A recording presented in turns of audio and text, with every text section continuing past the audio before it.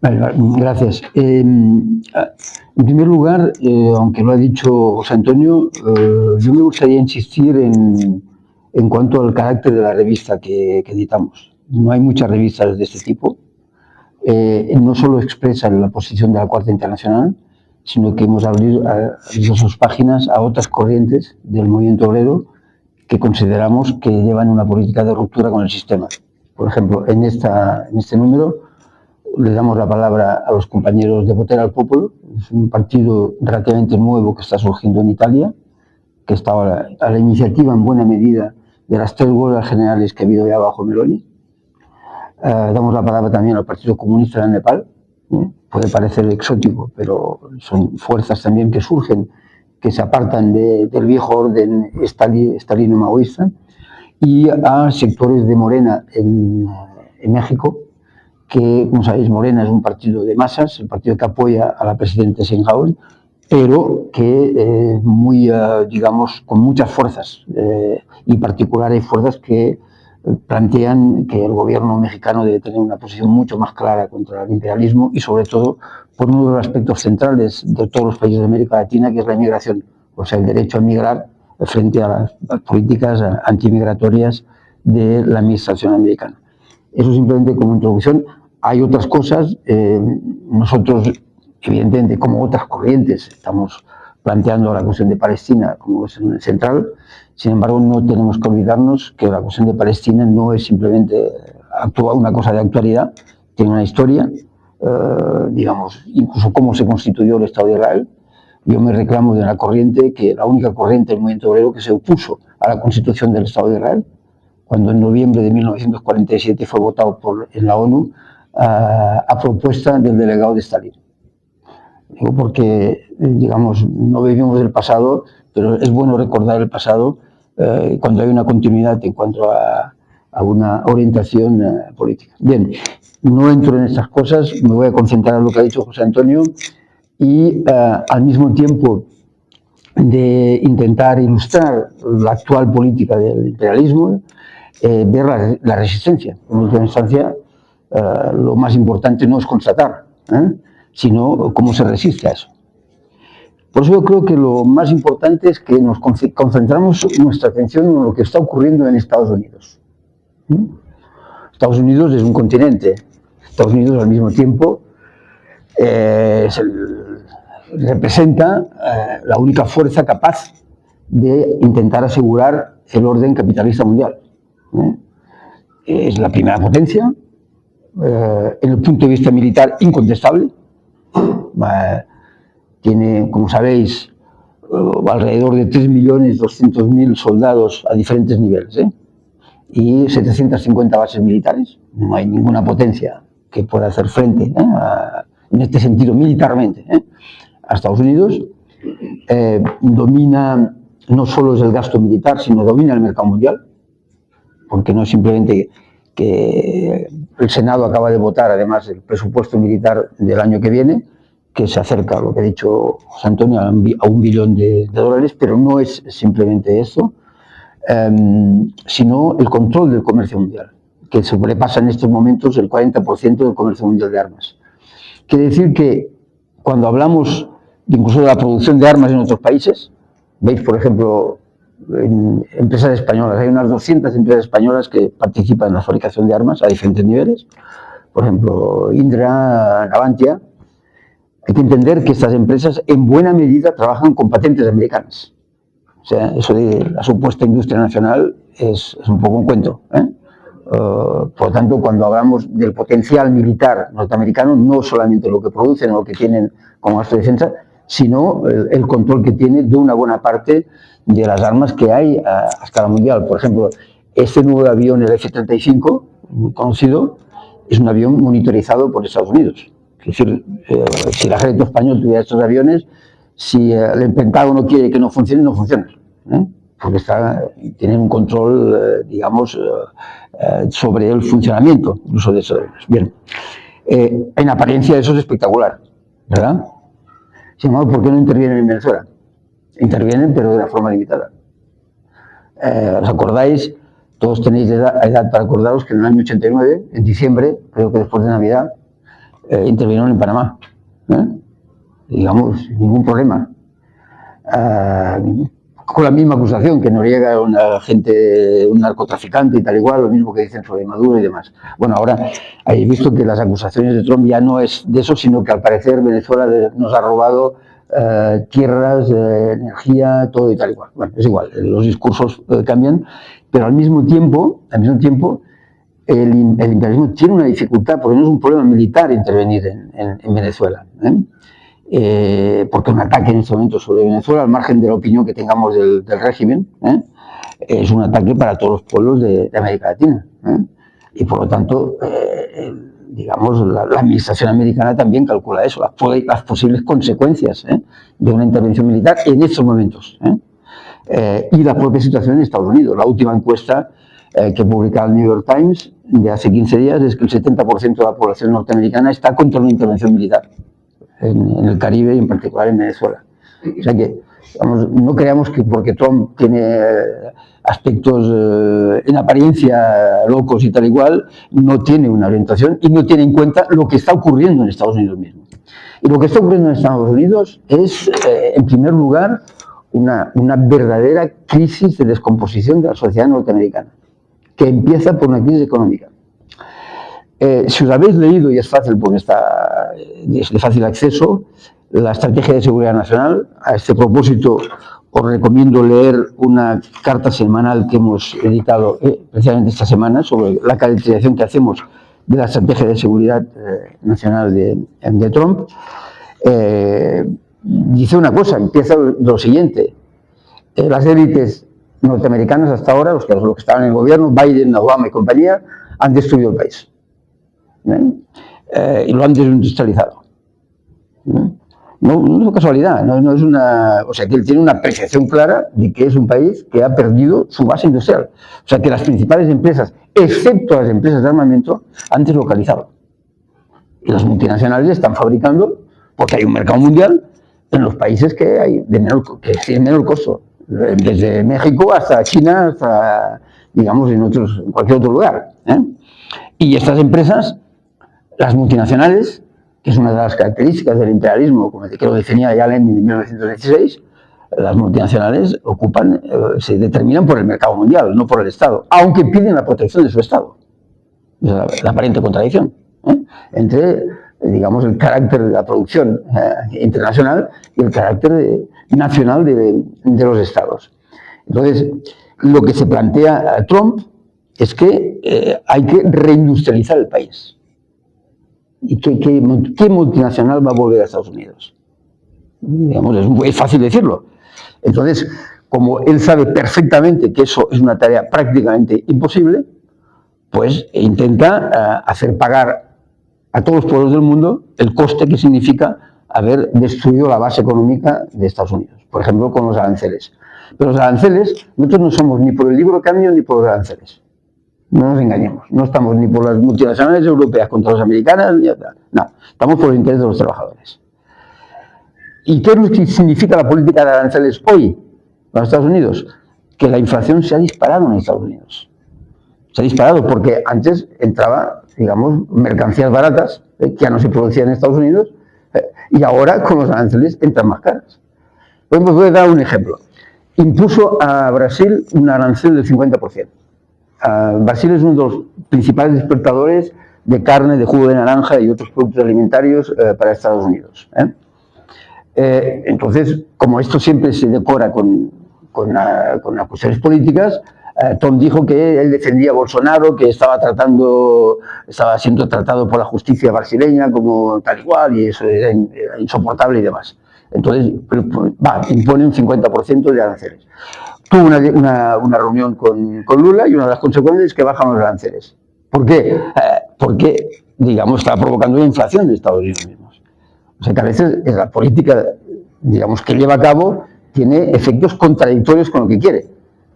Porque no nos engañemos, no hay superimperialismo, no hay una potencia imperialista capaz de decidir y hacer lo que le dé la gana. No es verdad. Eso no es verdad. Eso quizá podría parecerlo después de la Segunda Guerra Mundial, pero eso no es verdad. ¿eh? Entonces, cada paso que da tiene sus reacciones y sus contradicciones. Y por eso es muy importante analizar lo que está ocurriendo en Estados Unidos y las consecuencias de la política de Trump. Evidentemente no solo porque lo ha hecho, pero en estos momentos, como mínimo, el 50% de la población norteamericana está por debajo del nivel de pobreza. 50%, y no exagero. Esos son datos oficiales. Lo que en España es el 24%, por ejemplo, ¿eh? Cuando se dice, para que entendamos de qué hablamos. 50% de la población. Y, por otro lado, se ha multiplicado por 2 o por 3 la fortuna del 0,1%. Esa es, digamos, en ese sentido, la contradicción entre las clases sociales cada vez es mayor. Y para quien niega la lucha de clases, tiene que ver que esa contradicción existe cada vez de forma más exagerada.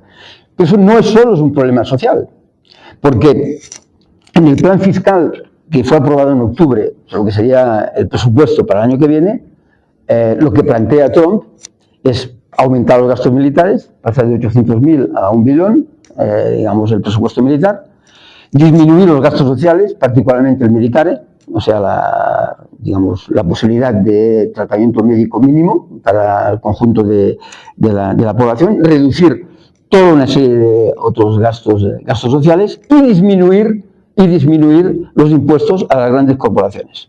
O sea, es un presupuesto de clase, claro está, ¿eh? Evidentemente, con ese presupuesto difícilmente puede salir el país digamos, de la recesión en que se puede abrir. Hoy la prensa, estos días la prensa norteamericana discutía si estamos ante una recesión o no, si iba a aumentar la inflación, es porque está aumentando, si era solamente producto de los aranceles, o sea, porque se temen digamos, una bajada económica muy importante, y la única manera que tienen que salir de ello es hacer pagar a todos los países del mundo, ¿eh? Hacer pagar quiere decir, la OTAN tiene que estar financiada por los países europeos, ¿eh? Y, digamos, intentar frenar, digamos, la importación a pesar de las consecuencias que tiene para la inflación en el país. Y eso os voy a dar un ejemplo que es muy importante en cuanto a las relaciones del mercado mundial, en relaciones entre Estados Unidos y China. Desde la instauración de los aranceles ha disminuido la importación de productos chinos unos 25%. Las cifras, como siempre, están maquilladas y podemos decir aproximadamente un 25%. Lo cual ha producido también más inflación en Estados Unidos. Pero esto ha obligado a la burocracia china a buscar otros mercados. Y por lo tanto, ahora, eso es otro tema que quizá un día me gustaría explicar, está invadiendo los países vecinos y amigos de productos chinos, países de los llamados países en desarrollo. Voy solo a poner un ejemplo. Indonesia, que es un país que forma parte de los supuestos BRICS alternativa al FMI, está invadido en estos momentos de productos baratos chinos, y ha habido este año 300.000 despidos en Indonesia, producto de eso. Y esos son países hermanos, para que veáis lo que es la guerra comercial y lo que es, digamos, cómo actúa el gobierno chino, para quien tenga dudas sobre el carácter de este gobierno en relación a sus relaciones internacionales. Pero las fábricas chinas están trabajando con dumping. ¿Sabéis lo que es el dumping, no? Están vendiendo por debajo del costo en estos momentos. Y yo acabo de leer un artículo traducido del Financial Times que dice que las 10 principales industrias de la tecnología de los paneles solares, que es China, están en pérdidas este año. O sea, en estos momentos, una buena parte de las corporaciones chinas trabajan a pérdida. Trabajan a pérdida con el único objetivo de dominar el mercado, ¿eh? Pero bueno, como comprenderéis, eso no se aguanta hasta que deja de aguantarse. Es decir, que estamos en un conjunto de relaciones internacionales, porque hay un mercado mundial y nadie escapa a este mercado mundial, que está determinado por una ley que descubrió Marx, que es la ley de la baja tendencia de la tasa de beneficios, que obliga a buscar otras mercancías de otros mercados. Y es en este sentido que hay la carrera de armamentos. Es una necesidad para mantener, por parte del capital, para mantenerse el fabricar armamentos. Necesitan fabricar una nueva mercancía que todo el mundo compra. Pero esta mercancía tiene un carácter particular. Si se fabrican neveras, a lo mejor hay un exceso de neveras, pero las neveras sirven para algo. Fabrican armas, solo sirven para destruir. Incluso si no se utilizan, al cabo de 5 años ya están viejas, ¿eh? O sea que se demuestra el carácter destructor de lo que es el corazón del sistema de producción capitalista. Eso no es un invento nuestro, no lo decimos hoy aquí, eso lo explica Lenin en el imperialismo y lo completa, podemos decir, Rosa Luxemburgo cuando ella insiste en el carácter, en la necesidad no solo política y militar, sino económica del desarrollo de la economía de armamentos. Por lo tanto, es una necesidad de funcionamiento del sistema hoy. Después eso se maquilla, que los rusos nos atacan, que si tal, que hay el enemigo, eso se maquilla lo que queráis, pero es una necesidad intrínseca del sistema. Para completar eso, para ver que ningún gobierno escapa a ello, en la verdad citamos lo que dice este muchacho que le han nombrado ministro de la guerra. Habéis visto que han cambiado el título, antes no se llamaba secretario de Estado de la Guerra, simplemente el secretario de Estado, que es el Peter Hegseth. Él dice lo siguiente: nosotros, la única solución que tenemos para nuestra administración es orientar el Pentágono y nuestra base industrial hacia un tiempo de guerra. O sea, digamos, después del enemigo se busca, se encuentra, pero necesitamos orientarlos hacia un tiempo de guerra. Bien, eso veréis y oís, y lo está escrito y repetido y multiplicado. ¿Qué dicen los gobiernos europeos? Exactamente lo mismo. Exactamente lo mismo. Voy a poner dos ejemplos. El otro día, leyendo La Vanguardia, que a veces publica cosas interesantes, del domingo, había una larga entrevista al muchacho este que es ministro de Industria, Hereu, os suena, ¿no? Había sido alcalde de Barcelona, un socialista de pro, supongo bastante inteligente, debe leer inglés y debe leer las declaraciones del ministro de la guerra americano, y dice lo siguiente, a la pregunta, ¿el sector de la defensa supondrá un impulso para la industria? Porque dice que hay el inicio de un cambio de modelo, está diciendo, hay que reindustrializar, está planteando. Dice, bueno, ¿reindustrializar cómo? ¿Y qué? Porque sabéis que, según las empresas del automóvil, en el próximo periodo se va a perder como mínimo el 20% de la producción de automóvil en este país. Producto de, digamos, de la competencia, de los coches chinos, de mil cosas. Entonces, digamos, pero hay que reindustrializar. Entonces, ¿cómo? ¿Con qué? ¿Qué se va a fabricar? Entonces, la pregunta que le hace es, ¿el sector de la defensa supondrá un buen impulso para la industria? Le dicen, la nueva geopolítica nos lleva a que hemos de aumentar el esfuerzo nacional en defensa y seguridad. El Plan Industrial y Tecnológico de Seguridad y Defensa, los 10.400 millones, es un paso. Desde abril hasta diciembre hemos impulsado ya 31 programas estratégicos para reindustrializar en este sentido. Bueno, pero eso es lo que lo dice Hereu, no es ninguna ocurrencia, ninguna particularidad, ni porque él es catalán ni del PSC y simpático, eso lo dicen todos los gobiernos europeos. Hoy, por ejemplo, antes de ayer, en Alemania se cerró por primera vez una fábrica de automóviles, desde el año 45, en Dresde. Es la primera vez que se cierra una fábrica de Volkswagen. Y lo que plantea el gobierno Merz es que Alemania tiene que ser el líder de Europa, tiene que tener el ejército más potente de Europa y que es la manera de, además, compensar la caída industrial del país. Bueno, yo no creo que puedan compensar la caída industrial del país, porque si vais a ver un par de datos que son impresionantes. En este año han cerrado 23.900 empresas en Alemania. 23.900 empresas. La mayoría pequeñas o medias, de dos sectores, de la industria y del comercio. Eso es muy significativo, porque, digamos, Alemania es el corazón industrial de Europa. Y el comercio también es muy significativo. Quiere decir que una parte de la población ya no puede comprar. Bueno, lo que es el 50% de la población en Estados Unidos, el 24% en España, las cifras oficiales en Alemania es que hay 18,4 millones de personas consideradas como pobres, el 22,3% de la población. Y va muy rápido, ¿eh? Eso ha ocurrido en un año, año y medio. Y la única salida que tiene el sistema capitalista y el gobierno actual, gobierno, os recuerdo, del Partido Conservador tradicional, de la socialdemocracia y apoyado desde el exterior por Die Linke, el supuesto partido de izquierdas, que acaba de aprobar un plan de reforma del sistema de pensiones con la abstención de Die, para ver un poco cómo se sitúan las diferentes fuerzas políticas. La única casualidad que tienen, hay que rearmar el país. ¿Por qué hay que rearmarlo? Porque los rusos nos atacan, claro, ¿entiendes? Eso hay que buscar enemigos. No solo es eso. Alemania en estos momentos tiene un plan para reconstruir las autopistas, que están hechas un desastre, pero construirlas para que los carros de combate puedan pasar. Hay un plan para que todos los hospitales tengan ya una parte del hospital preparado para los heridos de guerra. Y hay un plan para que volver al servicio militar obligatorio para los jóvenes y jóvenes del país. No es por casualidad que en estas circunstancias, si hay una de las características de la lucha de clases hoy en Europa, es la movilización de la juventud alemana contra la guerra, que no lo veréis prácticamente en ningún periódico español, excepto los periódicos que nosotros editamos. O sea, porque se oculta claramente la negativa de los pueblos, de los trabajadores y de los jóvenes a la política de guerra. No voy a insistir con eso, podría multiplicar las cifras, porque me parece lo más importante es ver cómo se expresa en este momento la resistencia.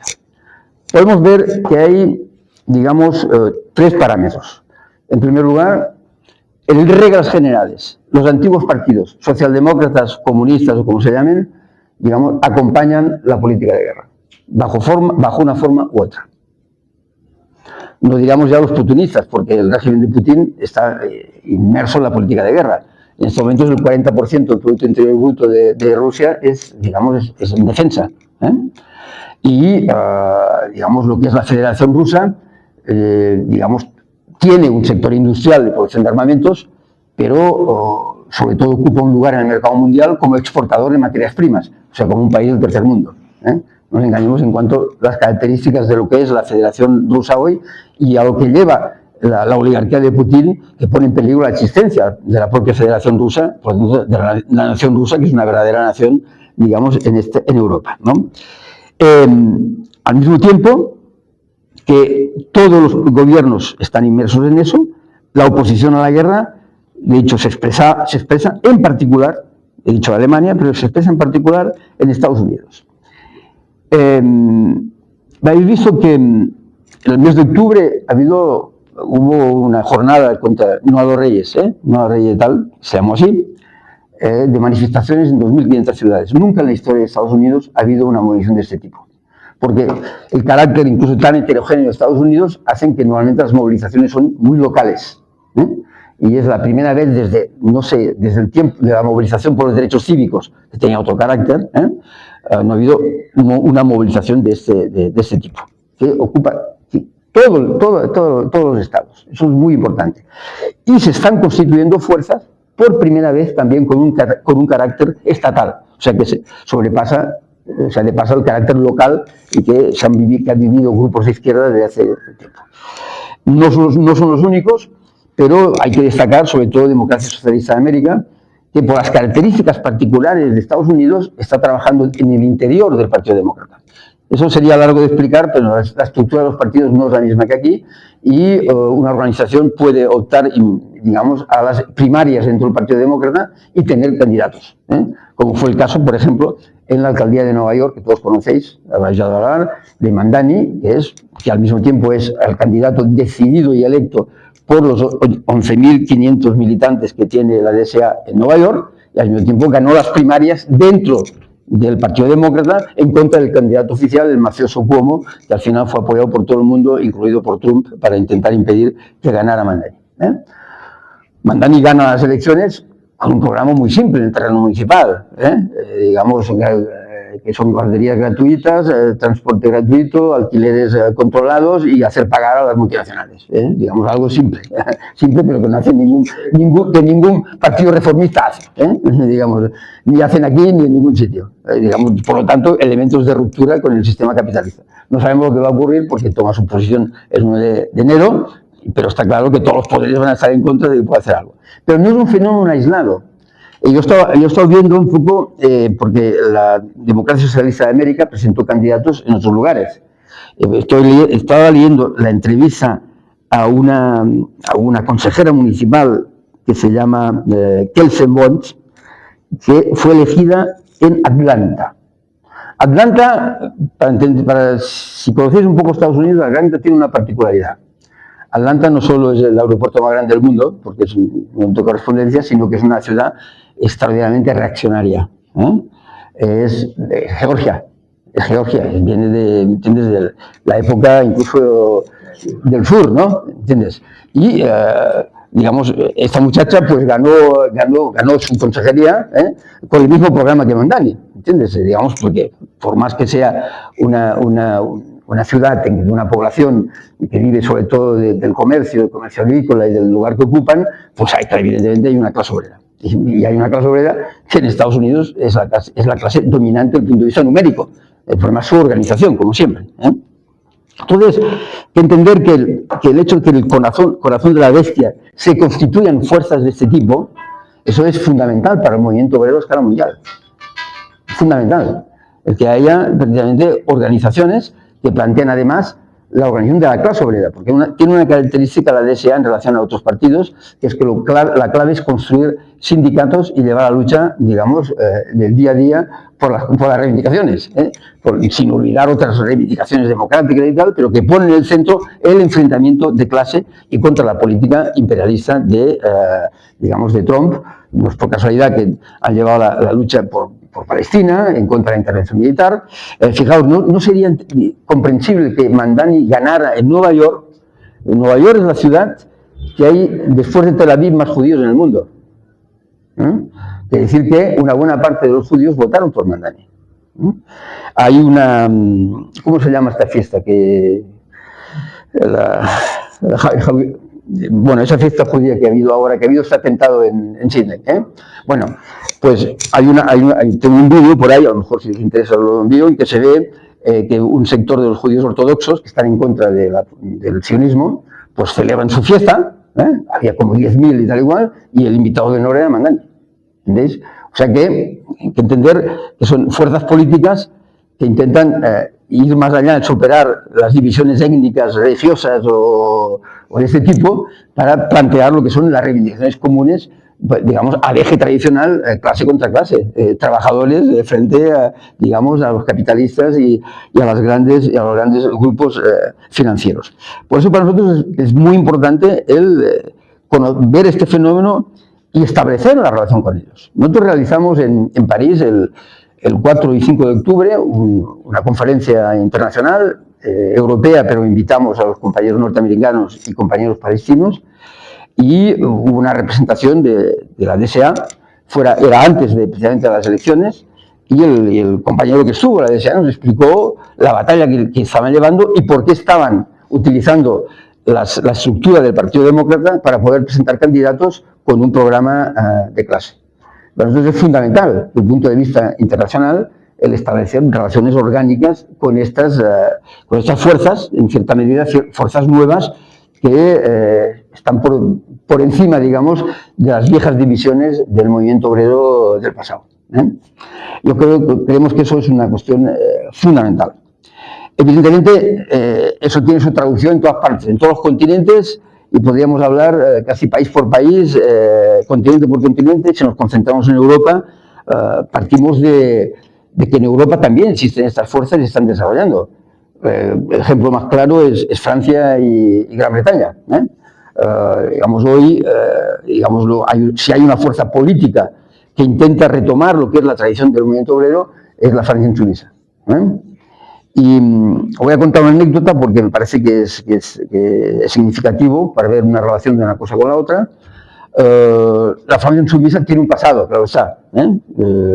Viene de una ruptura con el Partido Socialista, la constitución de un partido que se llama Partido de Izquierdas, Partido Gauche,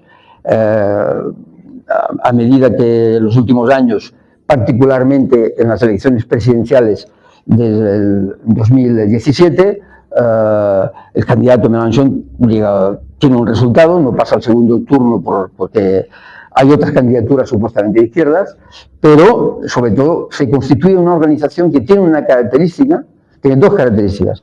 Primero, un programa de ruptura con el sistema, ruptura con el régimen, ruptura con la Quinta República. O sea, por la soberanía, por una constituyente, por la Sexta República. O sea, un programa claro de ruptura con el sistema.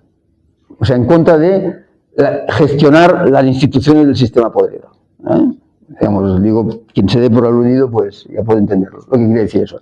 Y en segundo lugar, se dirige a todas las organizaciones y militantes de todos los partidos de izquierda alrededor de una plataforma de ruptura, en el que integra eso, pero, digamos, en que hay reivindicaciones esenciales como la defensa del sistema público de pensiones, que, como sabéis, en el sistema francés, en el cual se inspira en buena medida el sistema español, es uno de los más avanzados de Europa, que fue una conquista además de, digamos, la situación revolucionaria que se abrió después de la Segunda Guerra Mundial.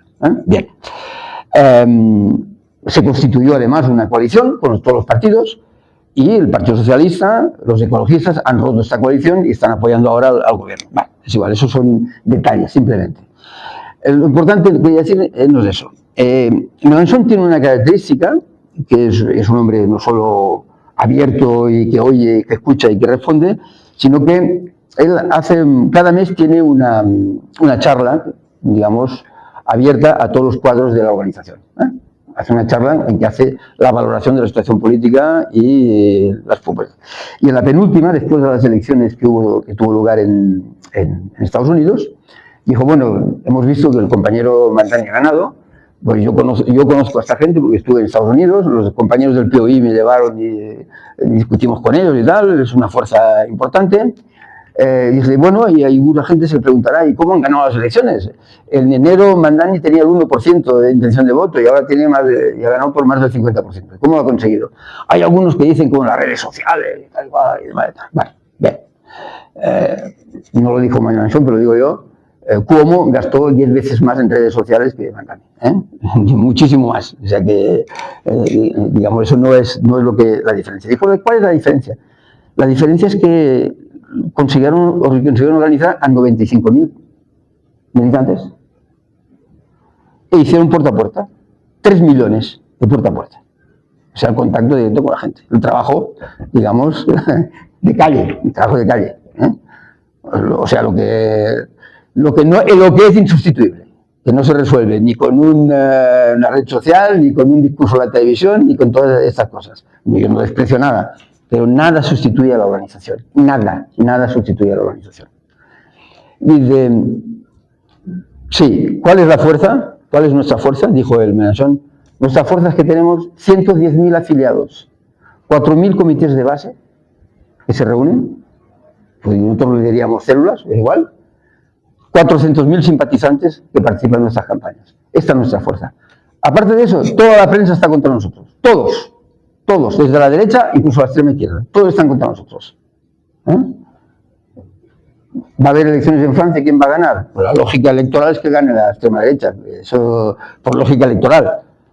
Pero si la organización se desarrolla, como comprenderéis, digamos, la cosa no se resuelve simplemente con la elección. Y concluyo porque, digamos, que me gustaría que tuviéramos un debate sobre me he dejado y podríamos hablar de muchas más cosas, pero concluyo con una cuestión. Nosotros podemos considerar que en el Estado español estamos atrasados, adelantados, hay quien tiene una lectura pesimista, otra lectura optimista. Yo no soy ni optimista ni pesimista. Analizar la realidad, ver por dónde se avanza y cuáles son nuestros puntos de apoyo. Y nosotros tenemos una particularidad que lo vemos siempre a escala internacional. Vemos qué es lo que nos puede apoyar de nuestras relaciones que tenemos a escala internacional.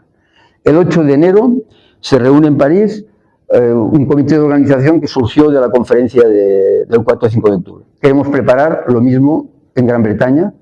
Los compañeros ingleses del movimiento Alto a la Guerra preparan un gran meeting y una conferencia sobre los mismos temas y que se prepare esta conferencia con el impulso de la movilización en cada país en torno a tres cuestiones centrales, que son alto a la guerra y a la política de armamentos, alto al genocidio y ruptura con Israel, defensa incondicional de los derechos sociales y democráticos en cada país, porque la política de guerra implica una amenaza a todos, y eso no hace falta explicarlo, lo comprendéis bien. Por lo tanto, nosotros integramos nuestra movilización en esa, digamos, orientación internacional porque es indispensable. Y acabo con osa. No tenemos un país aquí al lado que se llama Portugal, ¿verdad? ¿Sabéis que hubo una huelga general hace unos días? ¿Lo habéis leído en la prensa que hubo una huelga general? Es impresionante. Aquí en la prensa de Portugal solo se habla si la extrema derecha está subiendo, si el otro está igual. Sin embargo, de 5 millones de asalariados que hay en Portugal, de entre los 5 millones hay 1 millón de precarios, por tanto, hubo 3 millones que fueron a la huelga. Y por primera vez desde hace muchos años, en unidad UGT-CGTB, por primera vez. O sea que por un lado hay la superestructura política de todos los peleas y por otro lado hay la clase organizada que no tiene una representación política acorde a lo que están planteando. Y ese es el problema que creo que hay que resolver aquí en Portugal y en todas partes, y en eso estamos nosotros y queremos ser simplemente parte integrante de la resolución de este problema. La resolución de este problema no es simplemente nosotros y nosotros, sino que queremos formar parte integrante de la resolución de este problema porque estoy seguro que hay miles y miles y miles de militantes aquí y en todas partes dispuestos precisamente a organizarse en una orientación de batalla, de ruptura y de movilización. Y ahí lo dejo. Muy bien.